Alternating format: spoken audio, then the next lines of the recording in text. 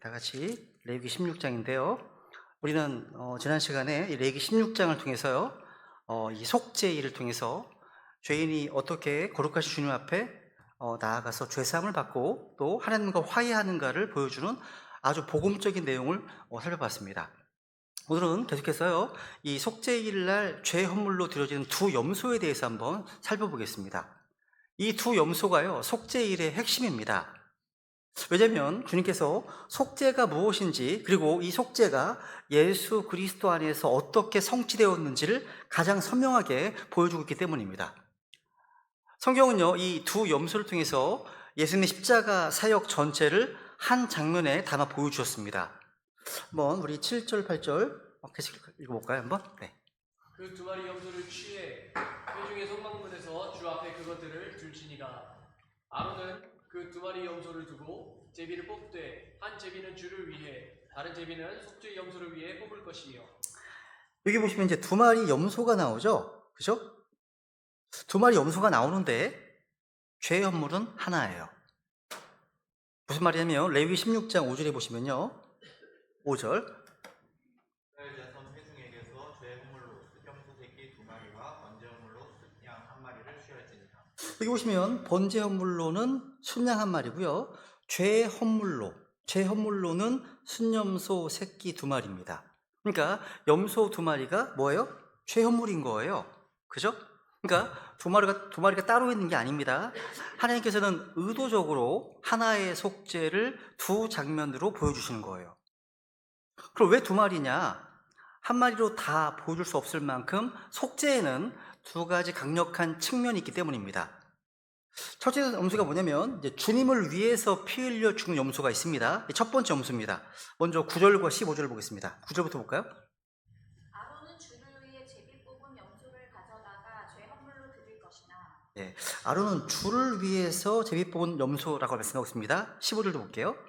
그는 백성을 위한 죄 헌물 염소를 잡고 그것의 피를 회장하로 가져가 그 수소의 피로 행하는 같이 피로 행하여 구일의 자리에 이어 구일의 자리 앞에 그것을 뿌릴지. 그 염소의 피를 흘려서 휘장 안으로 들어가서 뿌립니다. 그죠? 여기서 우리가 주목해야 될 중요한 단어가 바로 주를 위해서입니다. 주를 위해요. 주를 위해. 그러니까 첫 번째 염소는 이스라엘 백성을 위해서가 아니라 먼저 주님을 위해서 제비가 뽑혔습니다. 이 순서는 절대 바뀌지 않습니다. 무슨 얘기냐면 속죄는요, 먼저 하나님을 향한 사역입니다. 이 중요해요. 많은 사람들이 예수님의 십자가를 생각할 때 내 죄가 어떻게 용서받았는가, 여기에만 집중합니다. 물론 이것도 너무 중요하죠. 근데 성경은 그것에 앞서서 십자가가 하나님을 위한 것임을 먼저 보여준다는 거예요. 예수님의 십자가의 죽으심은요, 먼저 하나님의 영광을 위한 것이고 하나님의 공의와 거룩하심을 만족해 하기 위한 것입니다. 이것이 바로 주님을 위해 제비 뽑힌 염소의 의미예요. 그 염소의 피가 이제 긍휼의 자리 위 주님 앞에 뿌려졌습니다. 속죄는요, 우선 법의 문제예요. 하나님의 공의가 먼저 만족되어야 하기 때문이라는 거죠. 예수님께서도요, 이제 십자가를 앞에 두고 이렇게 기도하셨죠. 그죠? 한번 요한복음 12장 28절입니다. 네. 지금 내 혼이 괴로우니 내가 무슨 말을 하겠느냐. 아버지여 이때로부터 나를 구원하여 주옵소서. 그러나 내가 이런 까닭으로 이때까지 왔나이다. 아버지여 아버지의 이름을 영광스럽게 하옵소서 하시니 그때 하늘로부터 음성이 나서 이르시되 내가 이미 그것을 영광스럽게 하고 다시 영광스럽게 하리라 하십니다. 여기 보시면요, 지금 내 혼이 괴로우니, 지금 내 혼이 괴롭다고 말씀하시네요, 주님께서. 이것은요, 주님께서 속죄를 위해서 자신이 받게 될 대속의 심판이 얼마나 크고 무서운지를 보여주는 겁니다. 여러분, 주님을 괴롭게 할 수 있는 게 뭐죠? 십자가입니다. 십자가예요. 하나님의 저주와 심판입니다. 하나님의 심판은요, 누구도 능히 감당할 수 없고요, 견딜 수가 없는 겁니다. 주님께서 온전히 사람의 몸을 입으시고 사람의 아들로서 그 무서운 진노의 형벌을 저와 여러분을 대신해서 감당하신 겁니다. 주님께서는요, 혼이 괴로운 가운데서도요, 자신이 할 일, 자신에게 맡겨진 사명을 완수하기 위해 기도하셨습니다. 그죠? 기도하잖아요, 뒤에. 기도합니다. 여러분, 기도하는 사람만이 주님의 뜻을 이룰 수가 있고요, 순종의 열매를 거둘 수 있습니다. 우리 주님께서는요, 혼이 괴로운 중에서도 십자가에 순종할 것을 결단하시고 아버지 이름을 영화롭게 하시길 구했습니다. 또 주님은 이렇게 또 말씀하셨죠? 요한복음 17장 1절입니다. 오늘 들어 하늘을 향해 이르시되 아버지여 때가 왔으니 아버지의 아들을 영광스럽게 하사 아버지 아들도 아버지를 영광스럽게 하도록 하옵소서. 우리가 기도할 때 눈을 들어서 하늘을 향해 이르시되, 영적인 눈을 열어서 주님을 향해 바라봐야겠죠. 그렇죠? 눈을 들어서 하늘을 향해 이르시되 기도하시는 거거든요. 근데 여기 아버지요, 때가 왔으니, 요한복음에서 이 때는요, 십자가를 가리킵니다. 십자가를 가리키는 거예요. 근데 때가 왔으니 아버지의 아들도 아버지를 영광스럽게 하도록 하옵소서. 주님께서는요, 아버지를 진정으로 영화롭게 하는 것이 무엇인지 아셨습니다. 그것은 아버지의 뜻대로 두루마리에 기록된 대로 십자가에 죽는 겁니다.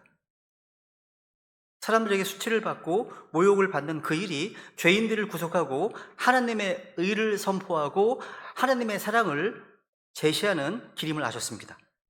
이렇게 십자가는요, 먼저 하나님을 위한 사건이라는 거죠. 그리고 나서 그 다음에야 우리에게 적용됩니다. 이 순서를 놓치면 십자가는요, 인간 중심의 그냥 감동 스토리로 전락하는 겁니다. 근데 성경은요, 철저히 하나님 중심입니다. 그죠? 레위기 16장 9절 볼까요? 16장 9절.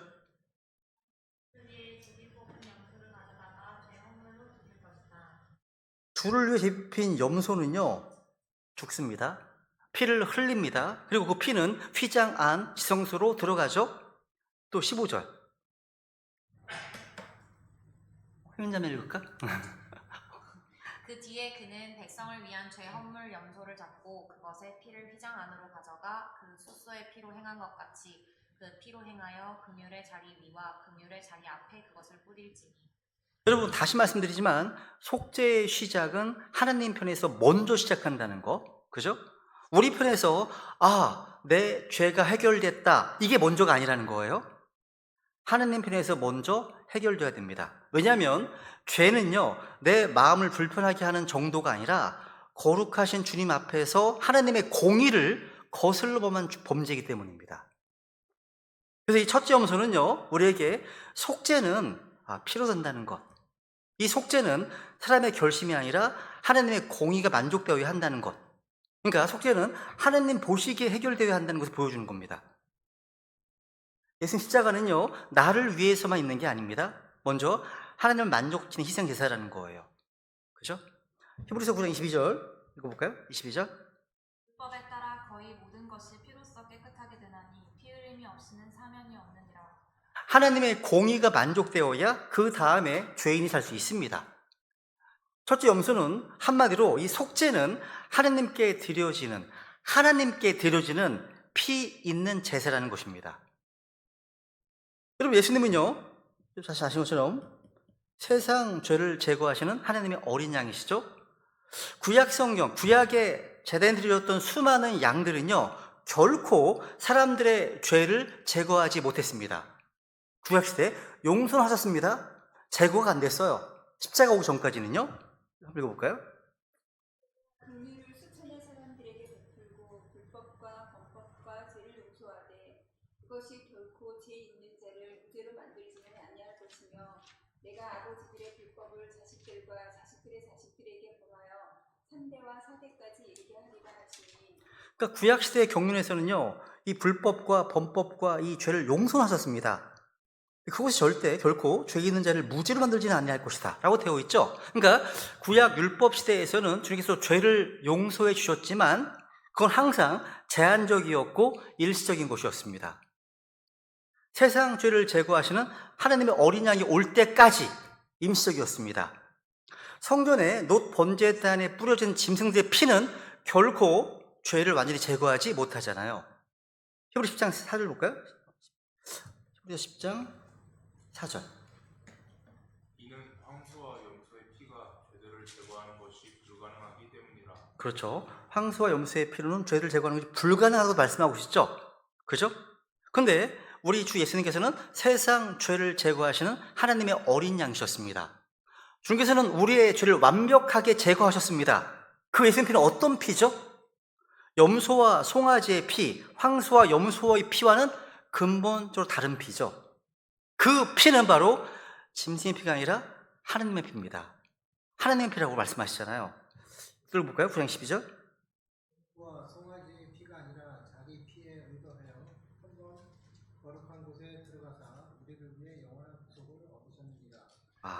자기 피에 의거하여. 이 자기 피가 어떤 피입니까? 사도행전 20장 28절에 보면 하나님의 피입니다. 하나님의 피예요. 오늘날 우리나라 기독교계에서 굉장히 존경받는, 돌아가셨지만 존 메가드라는 목사가 있어요. 되게 훌륭한 분도 있어요. 근데 이분의 치명적인 교리가 있는데, 하나는 로드십 셀베이션이고요.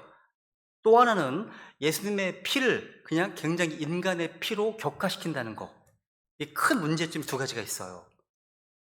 아니면 여러분, 예수님의 피는요, 하나님의 피입니다. 이 피는요, 베드로전서 1장 18절, 흠도 없고 점도 없는 어린 양의 피죠. 완전 무결한 피입니다. 이 하나님의 피가 죄를 제거하는 피이고 대속의 피고요, 죽은 행위로부터 우리 양심을 깨끗하게 하는 피이고 정결케 하는 피입니다.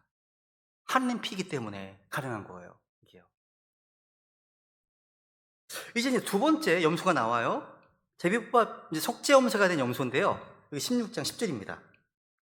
혹은 속죄 염소가 된 염소는 산채로 주 앞에 두었다가 그것으로 속죄하기 위해 그것을 속죄 염소로 삼아 광야로 들여보낼지니라. 속죄 염소, 그죠? 광야로 보낼지니, 들여보낼지니다 말씀하네요.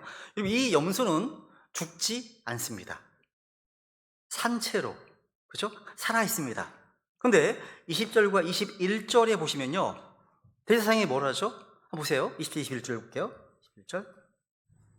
또 그는 성소와 회중의 성막과 제단을 화해한 일을 바친 뒤에 살아있는 염소를 가져갈지니라.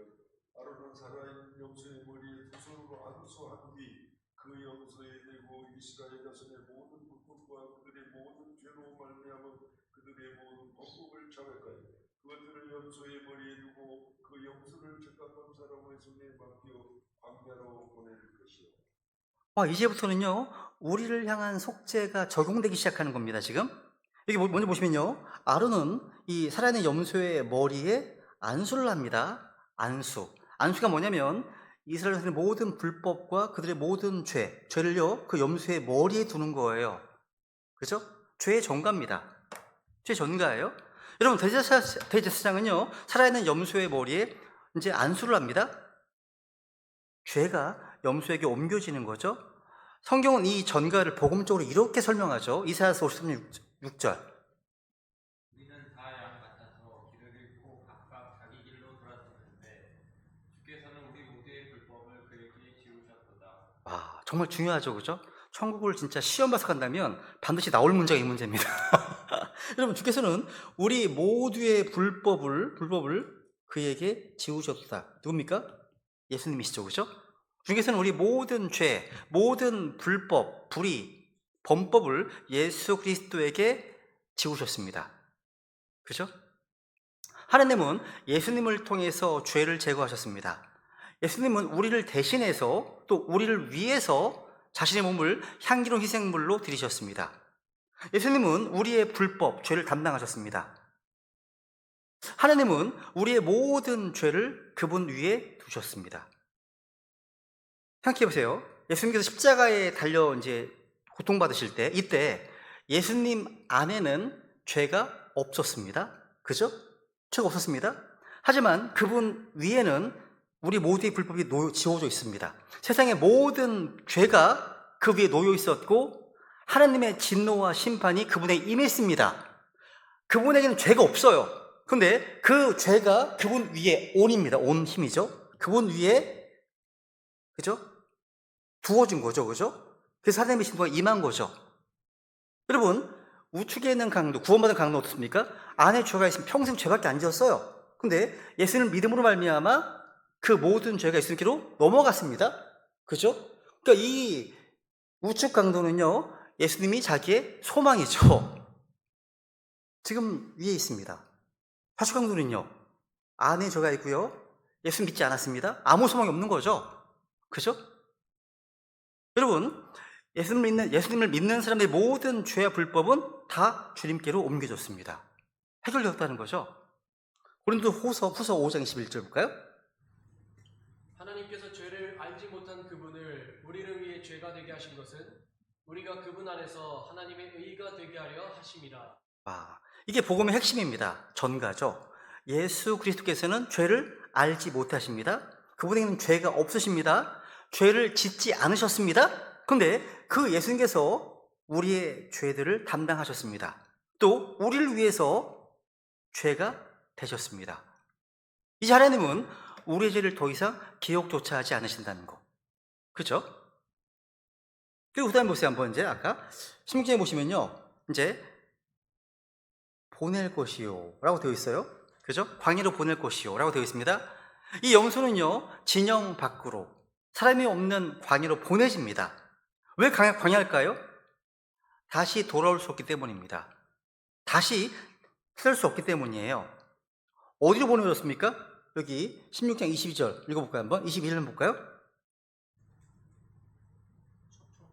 처음부터 읽으시죠. 네. 아론은 살아있는 염소의 머리에 두 손으로 안수한 뒤 그 염소에 대고 이스라엘 자손의 모든 불법과 그들의 모든 죄로 말미암은 그들의 모든 범법을 자백하여 그것들을 염소의 머리에 두고 그 염소를 적합한 사람의 손에 맡겨 광야로 보낼 것이요 염소가 그들의 모든 불법을 자기 위에 짊어지고 사람이 거주하지 아니하는 땅에 이르거든 그는 그 염소를 광야에 놓아줄지니라. 여기서 이제 어디로 보내어주는지 주목해 보세요. 여기 광야에 놓아질지니라. 그죠? 광야에 라고 되어 있습니다. 여러분, 레위기 16장에 보시면 이 염소를요, 히브리어로 아사셀의 염소라고 부릅니다. 아사셀의 염소. 모르셔도 돼요. 우리 킹잼 성경 신자들은 몰라도 돼요. 개역 성경 이렇게 되어 있습니다. 16장 8절에 보세요. 한번.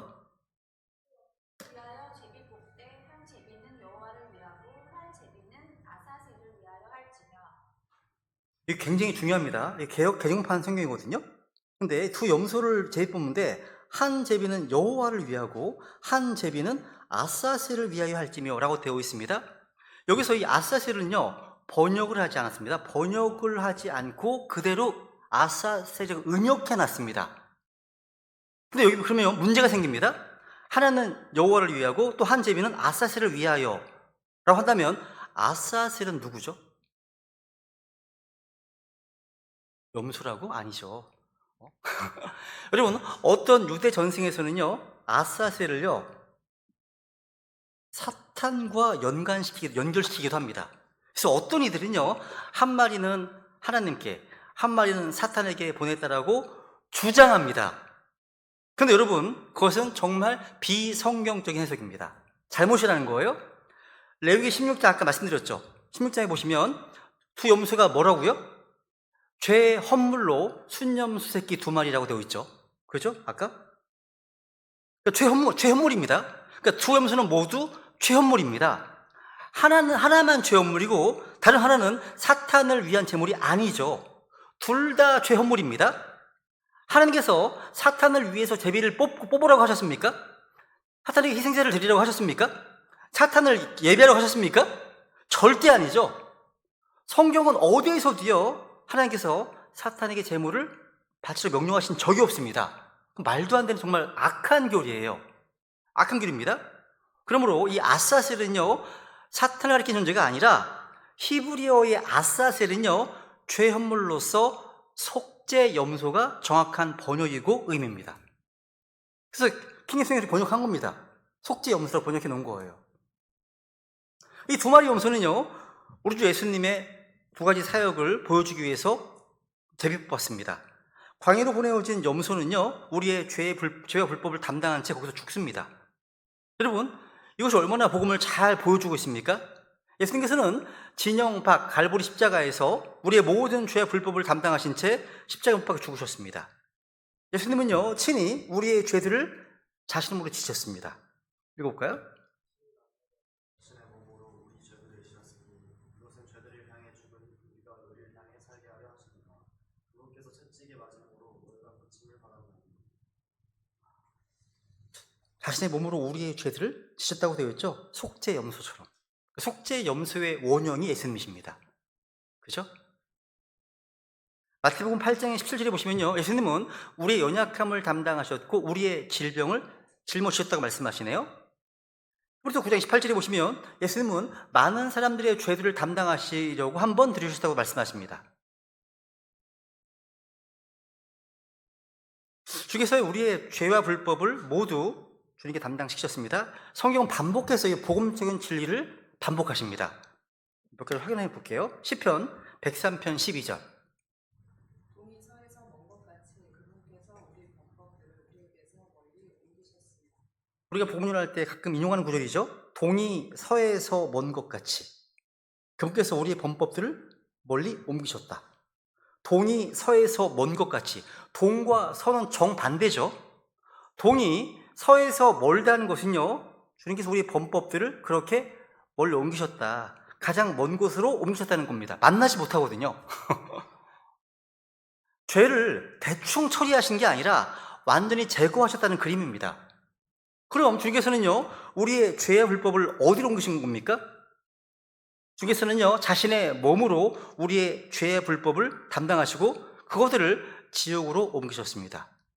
이는 마치 여러분 집에 있는 쓰레기들, 오물들, 버려야 할 것들을 쓰레기 소각정으로 옮겨 태워버린 것 같습니다. 쓰레기장으로 다 버려져 묻히기도 하고 또 태워진 쓰레기를 우리는 더 이상 볼 수 없습니다. 마찬가지예요.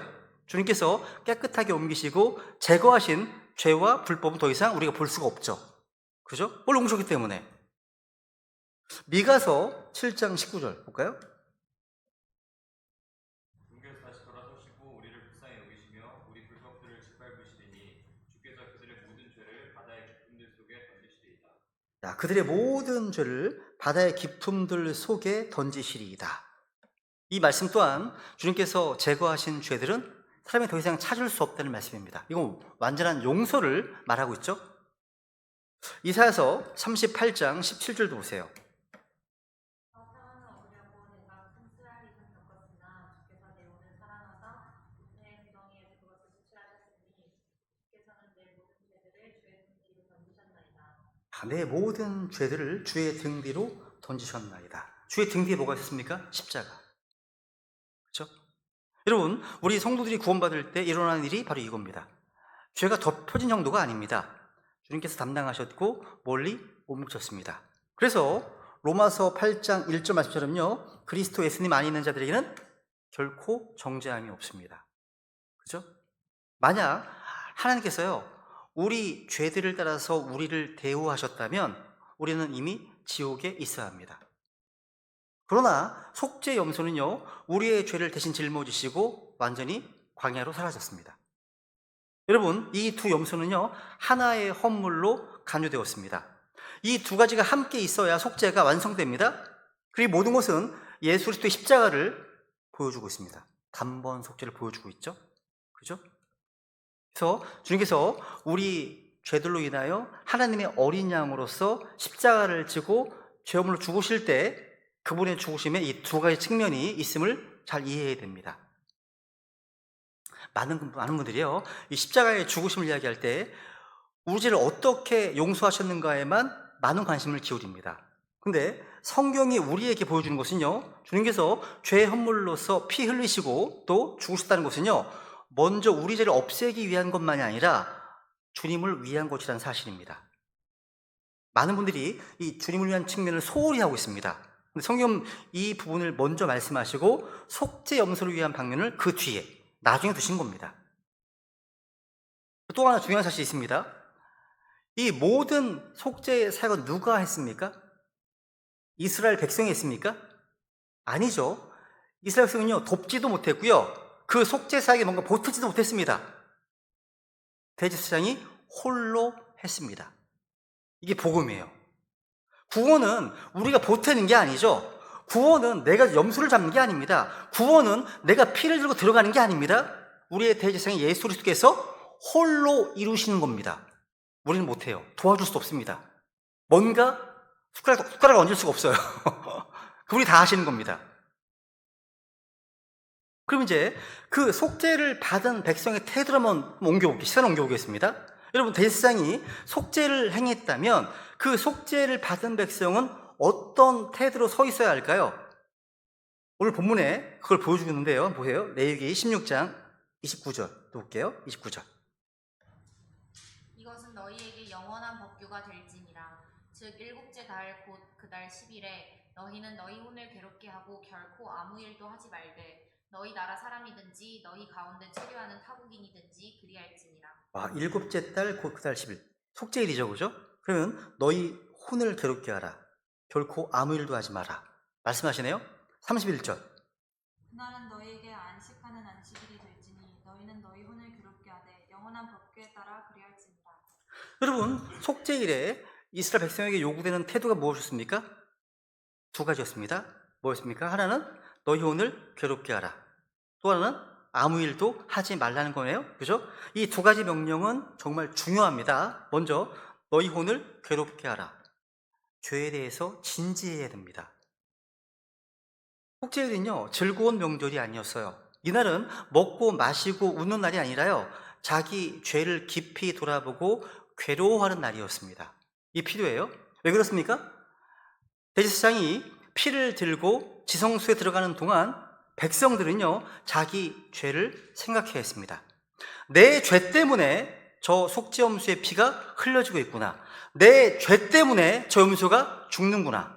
내 죄 때문에 주님 앞에서 피가 필요하구나. 이걸 생각해야 했습니다. 속죄는요, 값싼 것이 아닙니다. 속죄는요, 반드시 죽음이 따르는 사건입니다. 그래서 속죄를 받은 자는 가볍게 웃을 수 없습니다. 이게 우리에게 뭘 말하고 있습니까? 예수 그리스도의 십자가를 아는 사람은요, 죄를 가볍게 여기지 않습니다. 십자가를 진짜 경험한 사람은요, 자기 죄를 보면서 웃으며 말하지 않습니다. 사도행전 2장에 보세요. 베드로가요, 이 십자가의 복음을 이제 선포하자 사람들이 어떻게 반응했습니까? 37절. 이 말을 듣고 마음이 질려 베드로와 나머지 사도들에게 이르되 사람들아 형제들아 우리가 어찌할까 하므로. 베드로의 이 말씀 선포, 이 말씀이 하나님의 칼이잖아요. 흥의 검이잖아요. 마음이 찔리는 거예요. 찔립니다. 그때 어떻게 반응했습니까? 사람들 형제들아 우리가 어찌할까? 우리가 어찌할까? 이게 정상적인 반응이어야 됩니다. 제발 믿어줘. 이게 아니에요. 제발 믿어줘. 이게 아니라는 거죠. 그죠?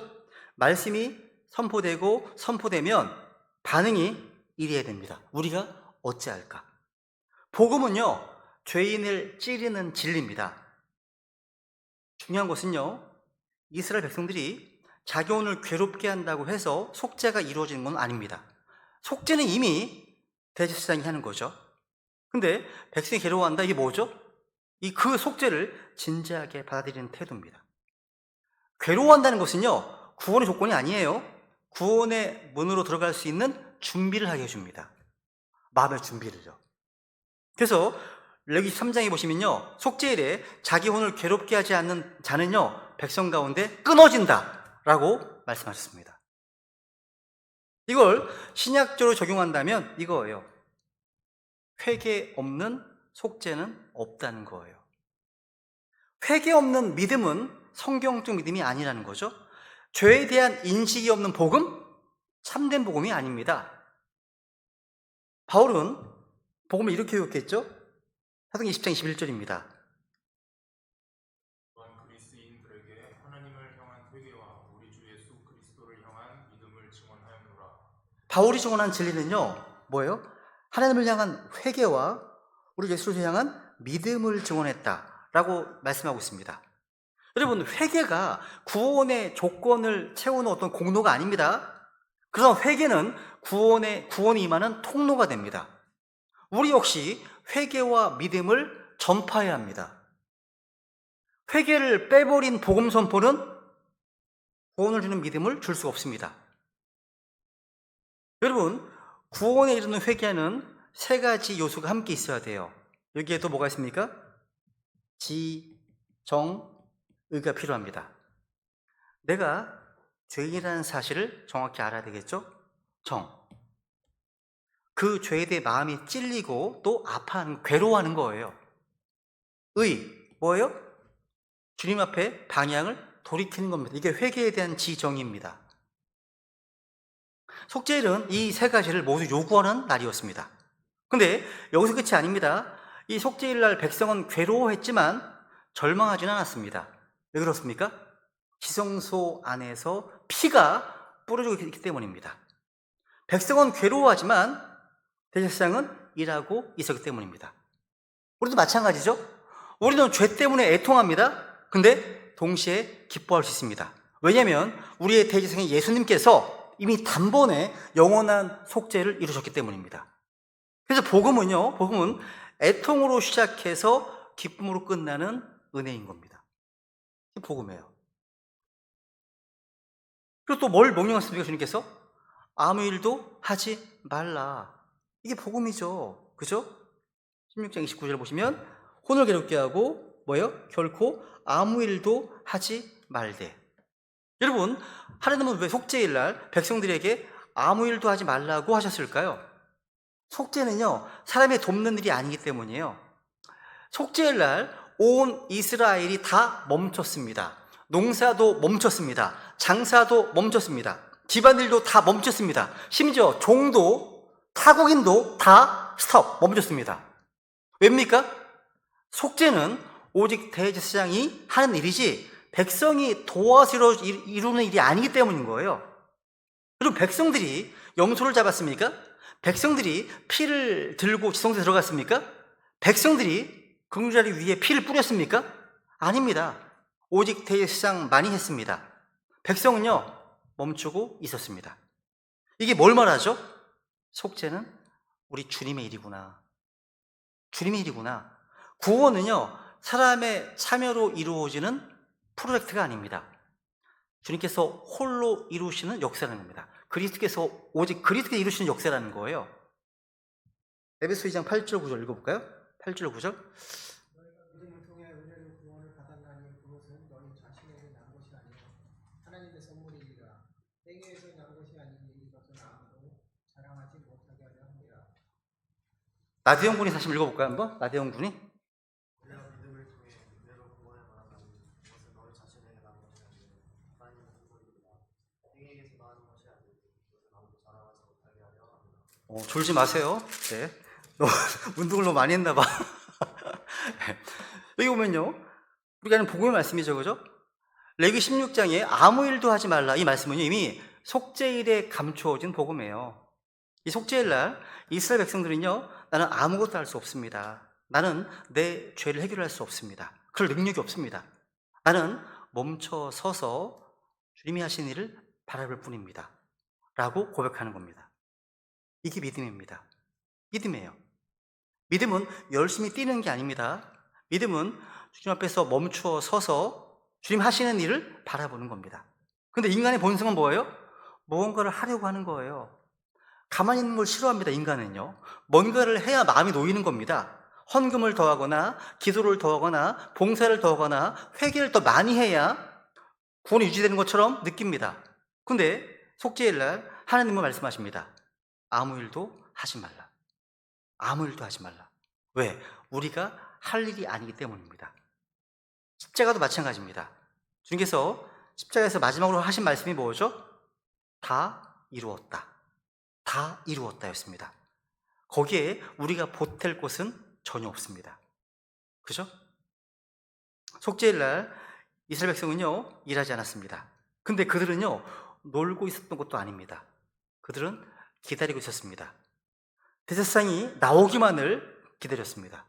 지성소 안에서 무슨 일이 일어나는지 보이지 않습니다. 근데 그들은 지금 피가 뿌려지고 있겠지? 속죄가 이루어지고 있겠지? 그걸 믿고 있습니다. 하나님의 말씀에 의해서.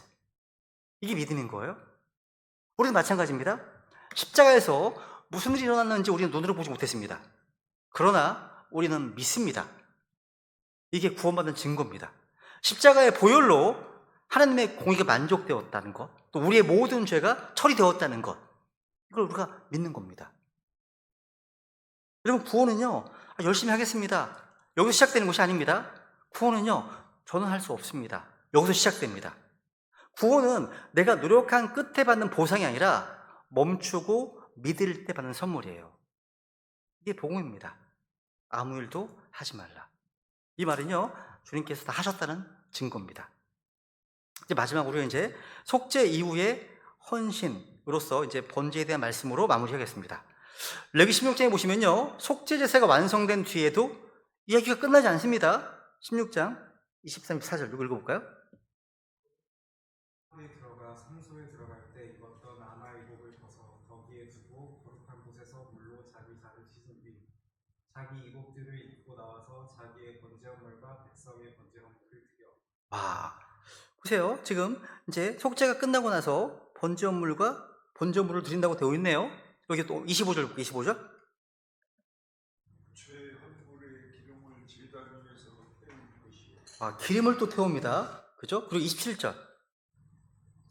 성소에서 속죄하기 위해 죄 헌물 수소 및 죄 헌물 염소의 피를 안으로 가져간 뒤에 한 사람이 그 짐승들을 진영 밖으로 가져갈 것이요 그들은 그것들의 가죽과 고기와 똥을 불에 태울 것이며. 여러분, 이제 중요한 순서를 보세요. 여기서요. 속죄 다음에 번제네요. 이 순서는 절대 바뀌지 않습니다. 속죄가 먼저이고 번제, 모든 걸 다 태워버린 헌신은 그 다음이라는 거죠. 그죠? 번제는 전부 태워드리는 제사입니다. 뭔가 조금 남기는 제사가 아닙니다. 부분적인 헌신이 아닙니다. 전부 태워서 주님께 향기로운 냄새로 올라간 희생제사가 번제입니다. 근데 하나님께서 번제를 먼저 요구하지 않으셨습니다. 먼저가 무엇이었습니까? 속죄입니다. 속죄. 이게 복음의 질서죠. 하나님은 우리에게 먼저 너 열심히 해, 너 헌신해, 너 신실하게 충성해 말씀하지 않으십니다. 하나님은 먼저 피를 통해 속죄가 필요하다 말씀하십니다. 먼저. 왜 그렇습니까? 죄가 해결되지 않은 사람의 헌신은요, 하나님께 향기로운 냄새가 아니라 자기 의의 냄새이기 때문입니다. 근데 여러분, 속죄를 경험한 사람은요, 자연스럽게 번제로 나아갑니다. 그게 어렵지 않아요. 은혜가 막 크니까. 그죠?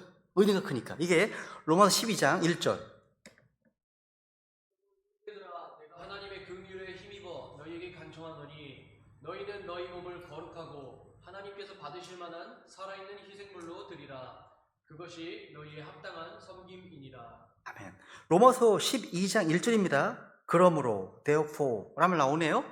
여러분, 로마서 1장부터 11장에서 구원의 구주를 다 설명한 뒤에 12장에 그러므로 너희 몸을 희생물로 드리라 말씀하시네요.